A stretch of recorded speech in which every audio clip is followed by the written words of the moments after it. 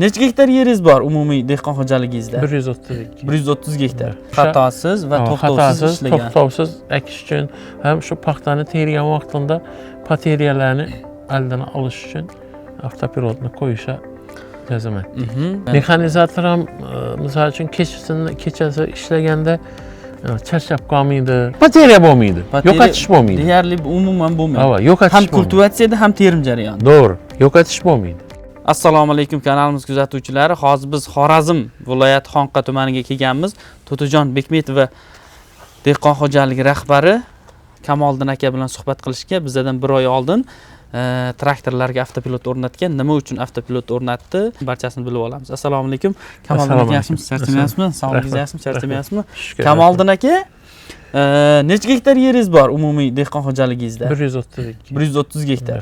Ancha yildan beri dehqon xo'jaligi bilan shug'ullanasiz, fermerlik bilan. Necha yildan beri? Men shu 2003-yildan beri. 2003dan beri. Deyarli 20 yildan oshibdi. Nima uchun avtopilot o'rnatdingiz? Endi avtopilotni o'rnatishdan asosiy maqsadimiz paxtani ekilishida xatoliklar bo'ldi ko'p. Ekilishda egri ekmaslik uchun, to'g'ri ekish uchun asosiy buni maqsad qildik. To'g'ri ekishdan maqsad paxtani mashinada teramiz. Mashinada tergan vaqtida pateriya ko'p bo'ldi. Keyin qarab tursak, to'g'ri ekilgan va shu nima joylarda paxtani pateriyasi kamroq bo'lgan. Kamroq emas, o'zi yo'q pateriya. Yo'q, anaqa avtopilot bilan haydalgan joylar. Avtopilot bilan emas. Endi o'tgan yil mexanizatorlar ham ekkan yerlar, ayrim joylarda to'g'ri ekilgan yerlarda pateriya yo'q.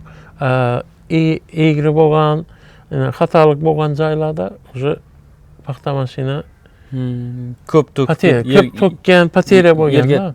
Shuning uchun основной shuning uchun keyin ekish vaqtini ham kunduzi kechasi eka olmaysiz-ku. Mexanizatorni ko'zatmaydi. Shunday.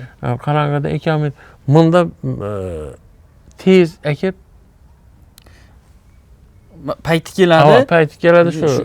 Hosilni sirazi 1-2 kunda yoki bir kunda ekib tashlash kerak bo'ladi. O'sha payti qo'l keladi-da. Shuning uchun shu ertaroq ekib, ertaroq paxtani ekish kampaniyasini yakunlash uchun buni kechasi ishlatish ham bizlarga qo'l keldi. Shuning uchun buni qo'ydik.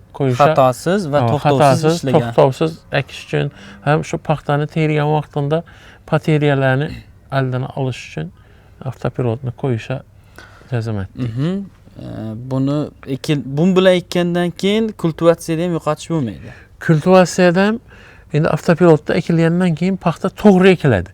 Qator arasi to'g'ri bo'lgandan keyin o'sha kultivatsiyada ham nalni chapmaydi. Amala biz ya'ni bunda plyusi avtopilot bilan ekkaningizda 1 gektarga falonta qanchadir ko'chat ekadigan bo'lsangiz, bu bilan tekis ekkaningiz hisobiga undan ko'proq bo'ladi. 100 metr bo'ladigan bo'lsa, 131 qator ekadimi? Yerdan ham o'zi nima bo'ladi-dan tejaladi. Masalan, lishniy bo'lib ketmaydi, yo kamroq ekilib, oraliqlari ochilib ketmaydi. Bir xil ekiladi. Endi shu taraflari menimcha yaxshi bo'ladi. Yana bu yil Xudo xolasa yana ikkita traktorimizga ham, selka ekadigan traktorimizga ham avtopilot qo'ydik. Xudo xolasa natijasini ko'ramiz. Xudo xolasa endi baribir yaxshi bo'lishi kerak. Boy aytganingizdek avtopilotsiz ekasiz-ku, urug'ni sepganingizdan keyin bitta jo'yakni tashlaysiz, ikkinchi jo'yak tushganingizda yoni ikkalasi oralig'i bir xil bo'lmaydi. Bir xil bo'lmaydi. Ya 78, 79, 80 bo'lib ketadi. Shu oraliqlar ochilib ketadi. Bunda dalada keyin yana kultivatsiyada yana dalada ishlatib ko'rganimizda shu borib kelgan yerini oraliqlari to'shni natija ko'rinib turibdi. 76 to'shni bo'lib turibdi. Hisoblab o'zingiz ko'rdingiz. Ko'rdik.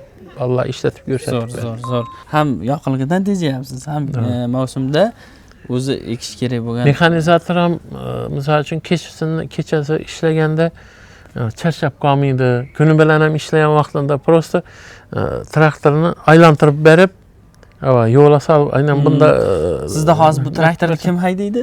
Mexanizatorim bor. Mexanizatoringizga unga yaxshigina pul to'laysizlar. Biz aytili to'laymiz, to'lamaydi bo'lmaydi. U siz faqat siz uchun ishlaydi-ya. Ava, Faqat siz uchun ishlaydi, baribir yaxshigina pul to'laysiz-da. Agar avtopilot o'rnatganingizdan keyin tajribali baribir haydovchiga ehtiyoj ham sezmaysiz. Endi to'g'ri, lekin baribir bu narsani ham ishlatish o'zini loyiq tajribaga ega bo'lishi kerak traktorchi ham. Endi avtopilot pulini qanchada chiqaraman deb o'ylayapsiz? Endi bilmasam, shu o'zimizni bu yilgi o'zimizni eksa ham o'zimizni yerimizda eksa ham ortig'i bilan chiqsa kerak, xudo xolasa. Ertaga mana bu dalangizga bir chiqib haydaganingizdan keyin yoningizda fermerlar ham baribir sizga o'chirtib turadi traktoringizni. Xudo xolasa, o'sha yanimizdagi fermerlarning katta ko'pchiligi o'sha qo'yishi qiziqib turibdilar, lekin hali hammani bu narsa fermerlarning qishloq xo'jaligini ichini hali to'liq girib kelmadi. Birov tushunadi, birov tushunmaydi. Bu yilda yana aytdim-ku, paxta mashinam olganman, bashiram. Shuni tergan vaqtimiz bularning mutaxassislari keldi, Xitoylar. Kelib pateriyani har xil tuzib ko'rdik. Keyin shu vaqtda paxtani o'zi ko'rinib turibdi-da, ekilish. Sal egri ekilgani. Shu egri ekilgan yerda paxta mashin borgan vaqtida qochadi-ku baribir paxta mashina. Organlar qochadi, paxta mashina organi qochadi. Qochgandan keyin pateriya kuchlanar ekan-da, paxtani to'kishi kuchlanadi. Avtopilotda ekilgandan keyin o'sha hosilingizni 100% yig'ib olasiz-da. To'g'ri. Pateriya bo'lmaydi. Yo'qotish bo'lmaydi. Deyarli umuman bo'lmaydi. Ha, yo'qotish ham kultivatsiyada, ham terim jarayoni. To'g'ri. Yo'qotish bo'lmaydi. Siz avtopilot to'g'risida qachon eshitgandingiz? Avtopilotni o'tgan yildan bana buni kuzatamiz. O'tgan yilda eshitgandingiz, yaqinda o'rnatdingiz. Ha. Ko'pchilik baribir hozir avtopilot haqida deyarli ko'p fermerlar xabar topdi, lekin baribir o'rnatishga ikkilanib turibdi-da. O'shalarga nima maslahat berasiz? Endi maslahat beraman, shu selkalarini hozircha meni o'zim ham shu основной selka ekish uchun, paxtani ekish uchun mo'ljallab turibman. Shuni iloji boricha paxta mashinada terish ham mo'ljallab turibman. Hozir qo'l terimi kamayib ketdi-ku. Qo'lda teradigan odam yo'q. Buni mexanizmda terish uchun asosiy paxta mashina sharoit yaratib berish kerak. Sharoit deganim uni to'g'ri ekish kerak, tekis ekish kerak. Tekis eksangiz shuncha mehnat evazina yetishtirilgan paxtamiz, shuncha narsamizni ertang pateriya qilib isrof qilib yo'qotmaymiz.